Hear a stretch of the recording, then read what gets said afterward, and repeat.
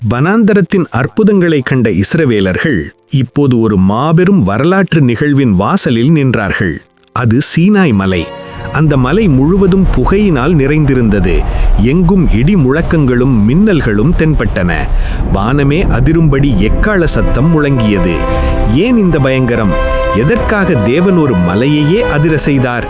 கிறிஸ்துவுக்குள் பிரியமானவர்களே, நமது வேத வெளிச்சம் சேனலுக்கு உங்களை அன்போடு வரவேற்கிறோம்.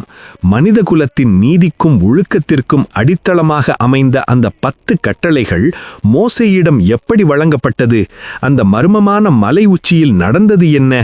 வாருங்கள் விரிவாக பார்ப்போம். தேவன் மோசேயை மட்டும் மலை உச்சிக்கு வரும்படி அழைத்தார். அங்கே 40 பகலும் 40 இரவும் மோசேயுடன் தேவன் பேசினார். உலகத்தின் எண்டு சட்ட புத்தகத்திலும் இல்லாத மிக தெளிவான 10 கட்டளைகளை தேவன் வழங்கினார். வேதாகமம் சொல்கிறது, அந்த 10 கட்டளைகளும் 2 கற்பலகைகளில் எழுதப்பட்டிருந்தன.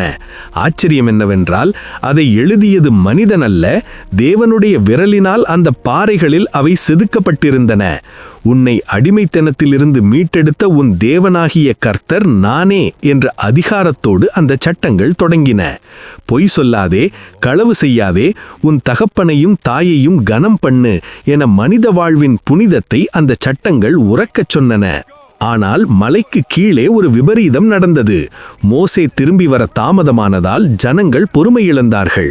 தங்கள் பொன் ஆபரணங்களை உருக்கி ஒரு பொன் கன்றுக்குட்டியை செய்து அதை வழிபடத் தொடங்கினார்கள். மலையிலிருந்து இறங்கி வந்த மோசே ஜனங்களின் இந்த விக்கிரக ஆராதனையைக் கண்டு கோபமடைந்தார். தேவன் தன் விரலால் எழுதிய அந்த பலகைகளை உடைத்து போட்டார். விசுவாசத்திற்கும் துரோகத்திற்கும் இடையே நடந்த அந்த பெரும் பாடம் நமக்கு ஒரு பெரும் பாடத்தை சொல்கிறது. பிரியமானவர்களே, 10 கட்டளைகள் என்பது வெறும் சட்டங்கள் மட்டுமல்ல, அது தேவன் நம் மீது கொண்ட அன்பின் வெளிப்பாடு. நம் வாழ்வு சீராக அமைய அவர் கொடுத்த வழிகாட்டி. இன்று உங்கள் வாழ்விலும் தேவன் கொடுத்த கட்டளைகளை கைக்கொள்ள தவறி நிற்கிறீர்களா? மீண்டும் அவரிடம் திரும்புங்கள். அவர் உங்கள் வாழ்வை ஆசீர்வதிப்பார். இந்த வீடியோ உங்களுக்கு பயனுள்ளதாக இருந்தால் ஆமேன், கர்த்தரின் கட்டளைகளை நான் பின்பற்றுவேன் என்று கமெண்ட் செய்யுங்கள். நமது வேத வெளிச்சம் சேனலுக்கு சப்ஸ்கிரைப் செய்யுங்கள். கர்த்தர் உங்களை ஆசீர்வதிப்பாராக. ஆமேன்.